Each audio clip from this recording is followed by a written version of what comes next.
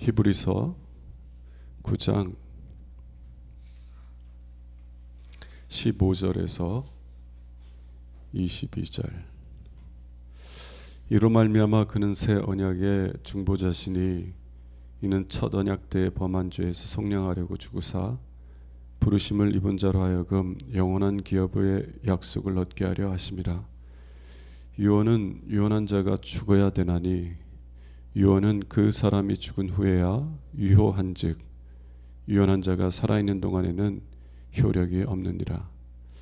이러므로 첫 언약도 피 없이 세운 것이 아니니 모세가 율법대로 모든 계명을 온 백성에게 말한 후에 송아지와 염소의 피 및 물과 붉은 양털과 우슬초를 취하여 그 두루마리와 온 백성에게 뿌리며 이르되 이는 하나님이 너에게 명하신 언약의 피라 하고 또한 이와 같이 피를 장막과 섬기는 일에 쓰는 모든 그릇에 뿌렸느니라. 율법을 따라 거의 모든 물건이 피로써 정결하게 되나니 피 흘림이 없은즉 사함이 없느니라. 아멘. 오늘 말씀은 히브리서를 기록한 저자가 새 언약과 유언을 이렇게 비교하는 그런 말씀입니다. 새 언약과 유언을 비교하면서 왜 그리스도께서 죽어야만 했는지에 대한 진리의 말씀을 좀 더 선명하게 우리에게 설명하려고 하는 것이에요. 오늘 말씀을 통해서 예수 그리스도를 십자가에 내어주신 아버지의 마음을 또 사순자를 맞이해서 더 깊이 이렇게 깨달아가는 은혜가 있길 원합니다. 히브리서 8장에 보면 새 언약에 대해서 말해요. 옛 언약과 새 언약이 있죠. 우리가 구약 성경이라는 것은 옛 언약이라는 것이고요. 신약 성경은 새 언약이라는 뜻입니다. 옛 언약은 하나님께서 이스라엘 백성들을 애굽에서 인도하셨을 때 중보자, 중재자 모세를 통해서 맺으신 언약이에요. 그것을 첫 언약이라고 합니다. 하나님께서 우리 이스라엘 백성과 언약을 맺으시길 원하셨어요. 하나님께 뭐 부족한 게 뭐가 있어요? 언약을 맺는다는 것은, 계약을 맺는다는 것은 그 언약의 조건에 따라서 내가 얽매이게 되잖아요. 그죠? 그래서 어떤 분들이 정말 약속을 하면 그거 보증서를 좀 주세요. 우리 얘기하는데 아실 분이 없는 사람이 보증서에 도장을 찍어줘요, 안 줘요? 안 주죠. 아이, 내 말 믿어, 내가 해준다니까. 이 갑인분들은 서명이나 도장 안 해주려고 그래요. 뭐가 아쉬워서? 아쉬운 건 의리지. 그런데 하나님과 이스라엘 백성 사이에 하나님이 아쉬운 게 뭐가 있어요? 근데 왜 언약을 맺으셔요? 왜냐하면 하나님께서는 그들에게 복 주기를 그토록 원하셨기 때문에 그래요. 하나님은 자비의 하나님이시고 은혜의 하나님이시기 때문에 언약의 조건에 스스로를 얽매더라도 이스라엘 백성들에게 복이 되게 하시기, 복을 주시기 위해서 언약을 맺으셨어요. 그 언약의 조건이 뭐였어요? 너희가 십계명을 통해 나타난 나의 명령에 순종하면 너희가 복을 받으리라, 너희가 살리라 라는 거였어요. 근데 이스라엘 백성들이 뭐라고 했어요? 네, 주님께서 말씀하신 대로 우리가 다 준행하리라.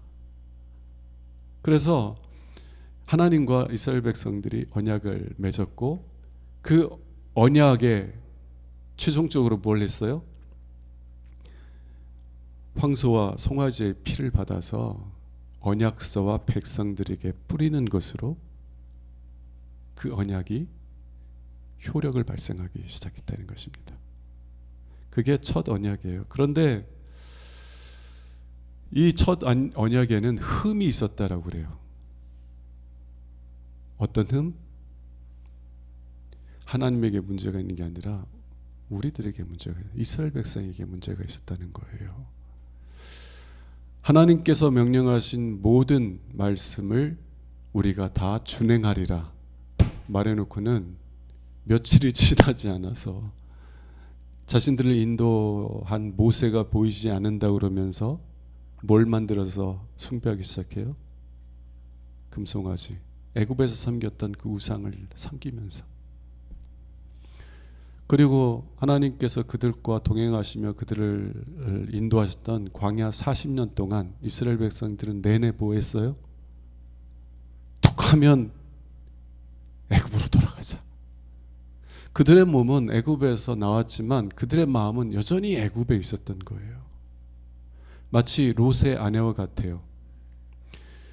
이 소돔 땅, 그 악한 땅에서 하나님께서 아브라함을 생각하사 롯과 그의 가족을 다 이렇게 건지시잖아요. 그죠? 근데 그때 롯의 아내는 어땠어요? 몸은 끌려 나오는데 마음은 소돔과 고모라에 있는 거예요. 그래가지고 뒤돌아보지 말라고 그랬는데 뒤돌아보다가 소금기둥이 됐다는 것 아닙니까? 이스라엘 백성들이요, 몸은 하나님 앞에 있는데 마음은 하나님에게서 먼 거예요. 마음은 우상을 섬기는 삶, 애굽에 있었다는 것입니다. 그래서 첫 언약에는 흠이 있었다는 것이에요. 그리고 그 다음에 하나님께서 새 언약을 세우시겠다고 약속하셔요. 예레미야서 31장 31절 이하의 말씀을 이 히브리서 8장 10절부터 12절이 그것을 이렇게 인용하고 있거든요. 하나님께서 후에 이스라엘 집과 맺을 언약에 대해서 이렇게 말씀하세요.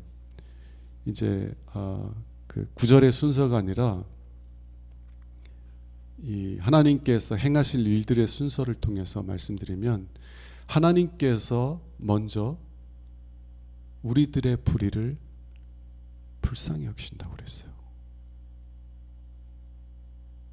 하나님은 불의를 대하시면 진노하시는 분이시거든요.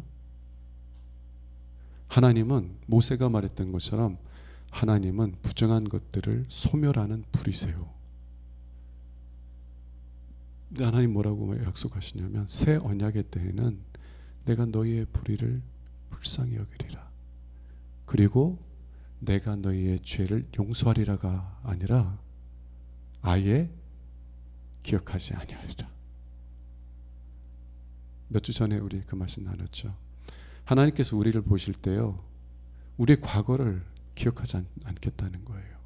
우리가 과거에 지었던 죄들 아예 기억하지 않겠다는 거예요. 그리고 하나님 앞에서 예수 그리스도 안에서 예수 그리스도 안에서 여러분들을 누구보다 사랑하고 기뻐하는 자로 받아주겠다는 것입니다. 그래서 우리의 죄를 용서하고 나신 다음에 우리의 죄를 기억하지 않으신 후에 하나님께서는 위대한 약속, 하나님은 누구의 하나님?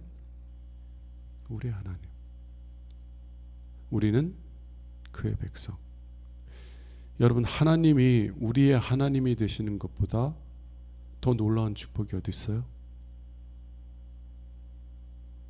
하나님이 나를 지키시는 하나님인데, 하나님이 나를 위하시는 하나님이신데 누가 나를 대적해?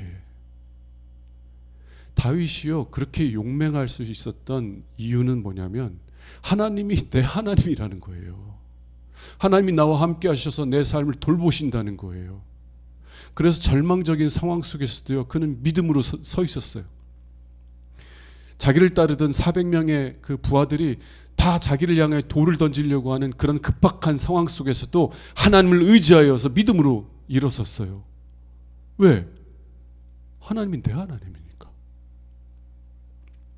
그 약속을 하신 다음에 또 무슨 약속을 주시냐면 너희 형제들이 너희를 가리켜 하나님을 알라 하지 않으리라. 왜냐하면 너희 중에 큰 자나 작은 자나 나를 알 것이기 때문이다.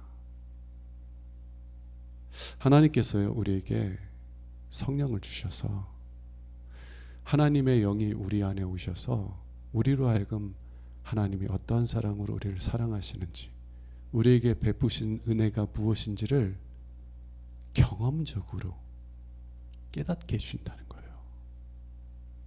그래서 하나님은 이제 아직 거듭나지 못한 분들은 교회 다니면 하나님에 대해서 지긋지긋하게 많이 들어요. 그죠? 하나님 이런 분이고, 하나님이 독생자를 내어주셨고, 예수 그리스도는 우리를 위해 죽으셨고. 그런데 그거는요, 그냥 정보에 불과한 거예요. 목사가 되었을지라도, 장로가 되었을지라도요, 성령께서 우리의 마음을 감동하셔서 하나님께서 우리에게 베푸신 은혜와 사랑이 무엇인지를 내면적으로 경험하게 해주시지 않으면 예수가 십자가에 달렸대. 정보에 불과한 거예요. 근데 성령께서 오셔서 우리의 마음을 감동하셔서 우리를 향하신 사랑이 무엇인지를 알게 하시는 거예요. 누가 하시는 거예요? 하나님이. 우리 안에 계신 그리스도의 영 성령께서 하시는 거예요. 그리고 또 성령께서 이제 하실 일은 뭐냐면, 옛 언약 때는 하나님께서 어디에다가 십계명을 기록하셨어요? 하나님의 법을? 돌판에. 근데 새 언약 때는 어디다 기록하시겠다고요? 우리 마음에. 돌판에 기록됐다는 것은요, 우리는 원하지 않는데 마치 이제 부모님이 자녀들에게 너 이거 안 돼 이렇게 해. 그럼 자녀들이 원하지 않을 때는 부모가 더 힘이 세니까 어쩔 수 없이 순종은 하지만 속으로 뭐라고 그래요? 부글부글 끓어오르죠. 그리고 조금만 기다려봐. 내가 크면 아빠 엄마 품을 빨리 떠나가지고 내가 원하는 대로 살 거야. 그렇게 하잖아요. 왜냐하면 하나님의 말씀이 내 밖에 나에게 명령하는 말씀으로 들려지기 때문에 그래요. 근데 하나님의 말씀을 우리 마음 가운데 기록한다는 것은 우리가 그 법을 좋아하고 사랑하는 마음으로 변화시켜 주겠다는 거예요. 막 교회 가고 싶어지고, 예배 드리고 싶어지고, 기도하고 싶어지고, 하나님 말씀들을 막 깨달아지고, 그 하나님 말씀을 통해서 하나님의 은혜와 사랑을 깨닫고 막 기쁘고 감사하고. 누가 하세요? 성령께서 우리의 마음을 변화시켜 주셔서, 그래서 하나님의 말씀대로 살고 싶은 사람으로 변화시켜 주신다는 거예요. 이게 예레미야서 31장 31절 이하에서 말하는 하나님께서 말씀하신 새 언약의 내용들이고요. 히브리서 8장 10절에서부터 12절까지 말씀하고 있는 그 예레미야서의 그 새 언약의 내용을 인용하고 있는 그런 내용들입니다. 그런데 이 언약들이 언제 효력을 발생해요? 그건 말씀 안 하고 계세요.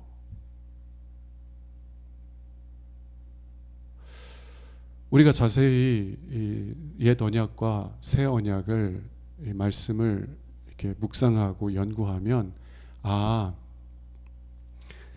옛 언약 때에 하나님과 이스라엘 백성들 사이에 맺은 이 언약이 어떻게 효력을 발생하기 시작했어요? 언약의 피를 뿌린 후에. 피를 뿌린다는 것은 죽음을 의미한다고 제가 말씀드렸어요. 레위기에서 하나님이 분명히 말씀하시기를 생명은 피에 있다고 그랬어요. 생명은 피에 있어서 그 피를 흘리는 것은 곧 죽음을 의미한다고 그랬어요. 그래서 언약의 피를 뿌린다는 것은 누군가의 죽음을 통하여서 그 언약이 효력을 발생하게 된다는 거예요. 구약의 시대 때는 무엇을 통해서? 짐승의 피를 통해서, 황소와 염소의 피를 통해서 그 새 언약이 효력을 발생하기 시작했다는 거예요. 근데 예레미야서 31장에 보면 새 언약에서는 피 얘기가 안 나와요.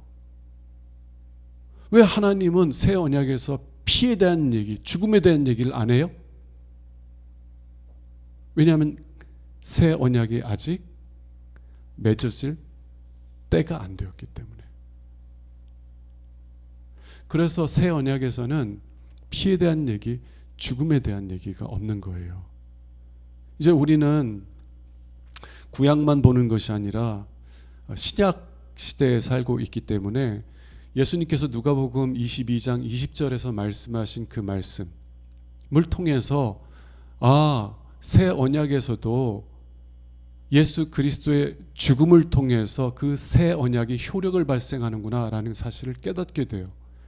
누가복음 22장 20절에서 예수님이 뭐라고 말씀하시냐면 제자들과 마지막 식사를 하는 자리에서 잔을 드시고 뭐라고 말씀하셨냐면 이 잔은 내 피로 세우는 새 언약의 피, 곧 너희를 위해 붓는 것이니라. 예레미야서 그 구약의 그 예언에서는요, 피에 대하여서 죽음에 대해서 언급이 안 나와요. 왜냐하면 아직 그때는 그 새 언약이 맺어질 때가 아니기 때문에요. 그럼에도 불구하고 우리는 옛 언약을 통해서 하나님과 이스라엘 백성들 사이에 언약이 맺어지고 효력을 발생하기 위해서는 언약의 피가 뿌려져야만 한다는 것을 알아요. 그래서 하나님께서 새 언약을 약속하실 때 피에 대한 언급, 죽음에 대한 언급이 없을지라도 옛 언약을 통해서 새 언약도 누군가의 피를 통해서 효력을 발생하게 될 것이다 라는 사실을 유추할 수 있죠. 근데 우리는 신약시대에 살기 때문에 예수님 말씀을 통해서 예수님의 죽음을 통해서 이 새 언약의 약속이 나의 것이 되는구나 깨닫게 되는 거예요. 이 새 언약에서 피에 대한 죽음에 대한 언급이 없기 때문에 이 예수 그리스도의 죽음을 통해서 이 새 언약이 효력을 발생한다는 것을 이해하기 힘든 분들이 있어요. 그래서 이 히브리서 기자는 유언장이라는 개념을 가지고 새 언약과 대조하고 있는 것입니다. 유언장은 어떤 거예요?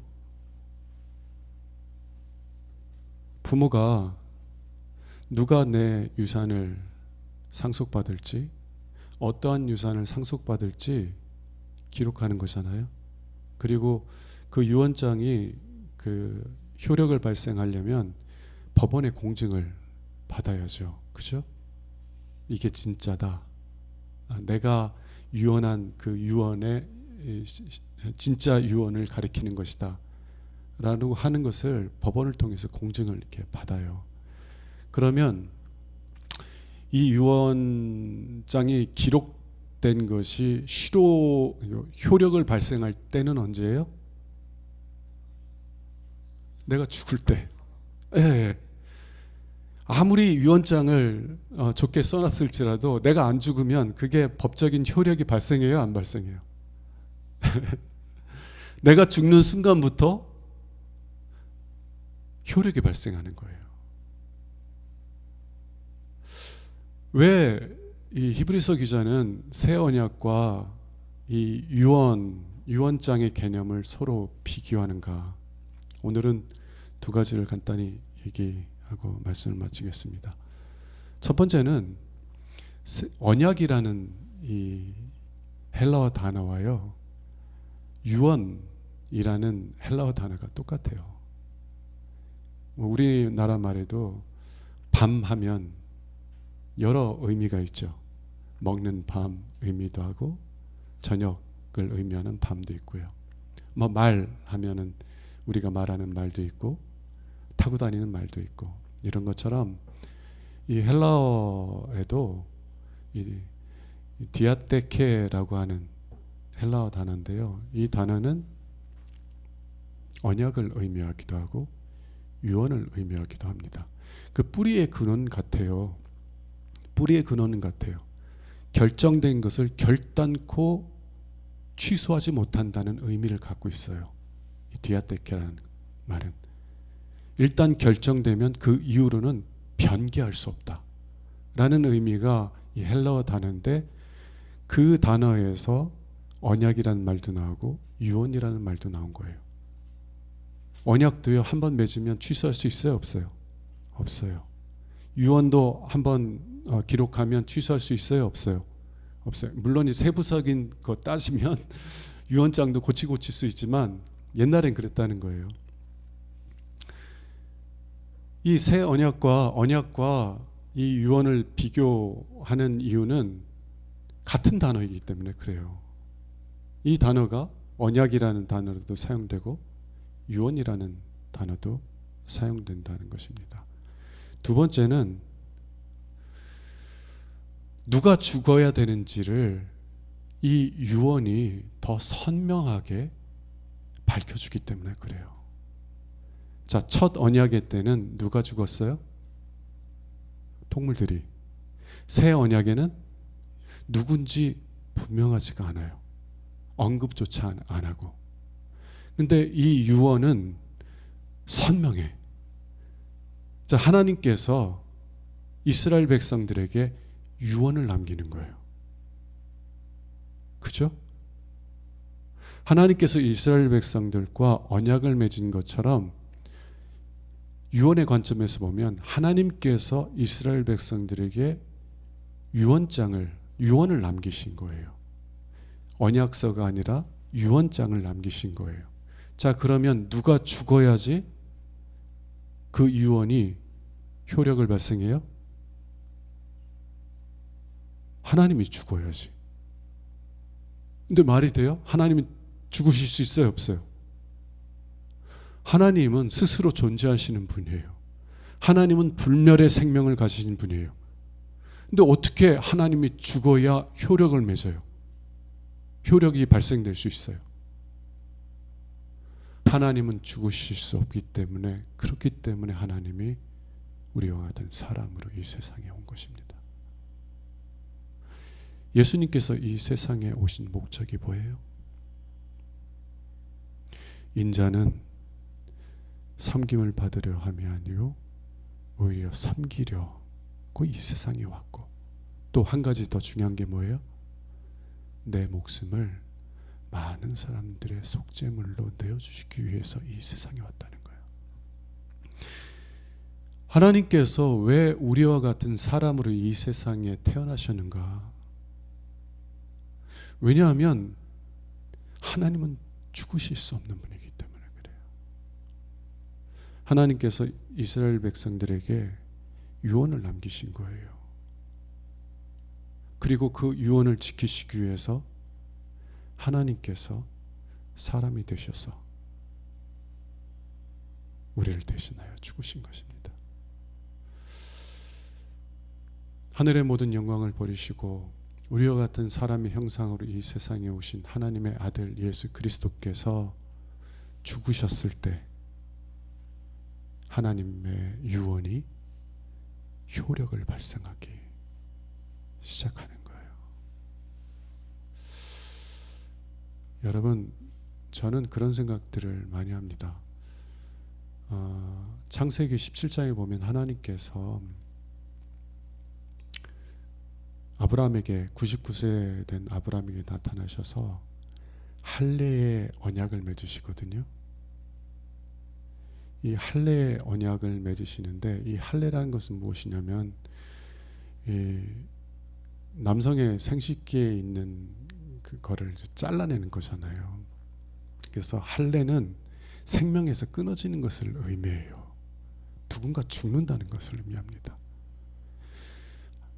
생명의 근원이신 하나님으로부터 끊어진다는 것은 그 사람이 저주를 받아서 하나님으로부터 끊어진다는 것을 의미해요.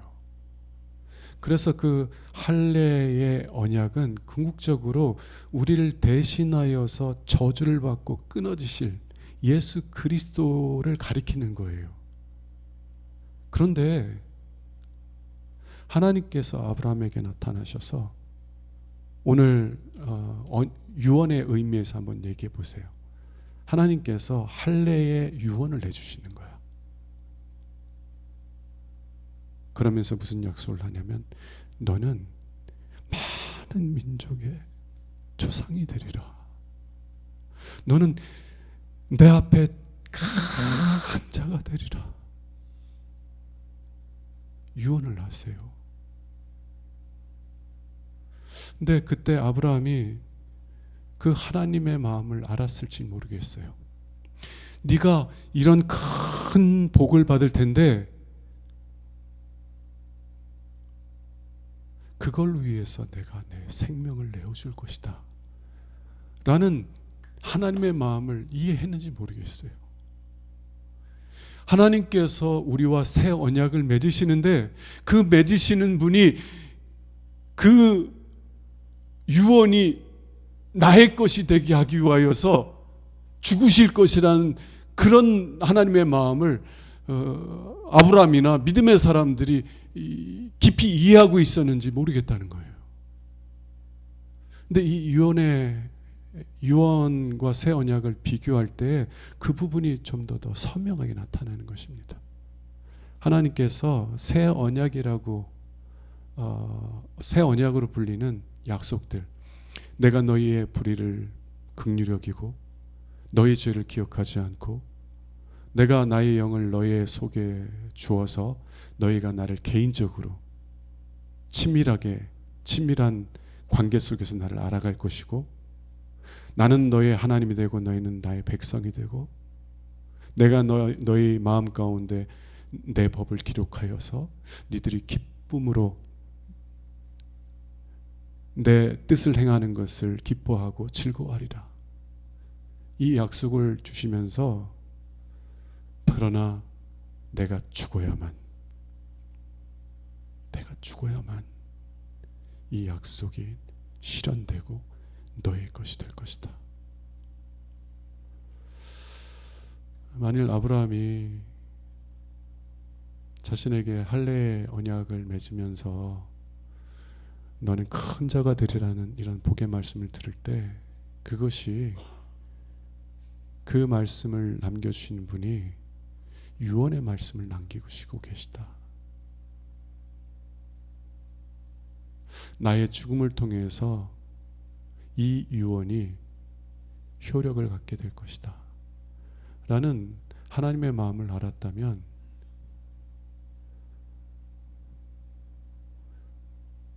하나님 앞에서 그렇게 웃지 못했을 거예요.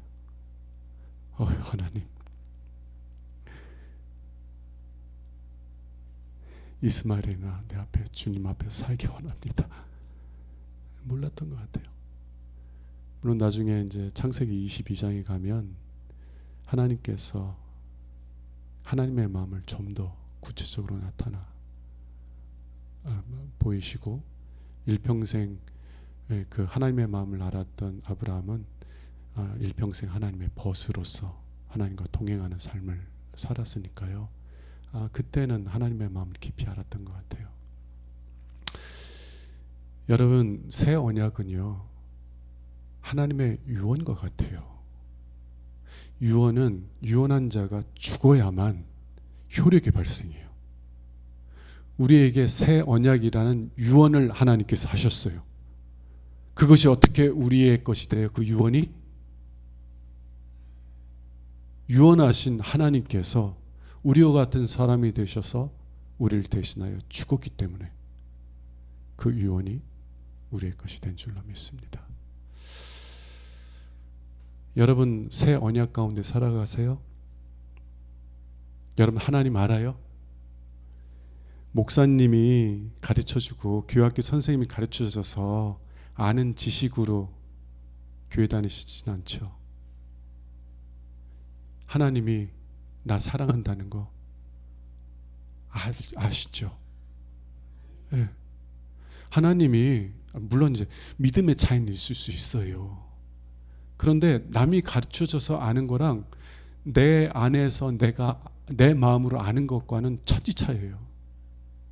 여러분 아시잖아요. 그리고 하나님이 여러분의 하나님이라는 거 아시잖아요. 그리고 비록 하나님 뜻대로 살기를 원하지만 안 돼서 괴롭고 죄책감 느끼긴 해도 여러분 안에 하나님 뜻대로 살고 싶은 마음의 소원들이 있잖아요. 여러분 안에, 여러분에게 하나님의 새 언약이 이루어진 거예요. 하나님의 유언이 이루어진 거예요. 무엇 때문에? 유언한 자가 죽었기 때문에. 유언하신 하나님이 죽으셨기 때문에. 유언을 하신 하나님께서 우리와 같은 사람이 되셔서 십자가에 저주받고 돌아가심으로 그 유언이 효력을 발생하고 나의 것이 되었다라는 것입니다. 이 말씀을 통해서 우리에게 복을 주시기 위해서 어떠한 대가를 하나님께서 지불하셨는지를 더 깊이 묵상하고 그 은혜와 사랑을 인하여 더 하나님을 기뻐하고 즐거워하는 은혜가 저와 여러분들에게 있기를 주님의 이름으로 축원합니다. 270장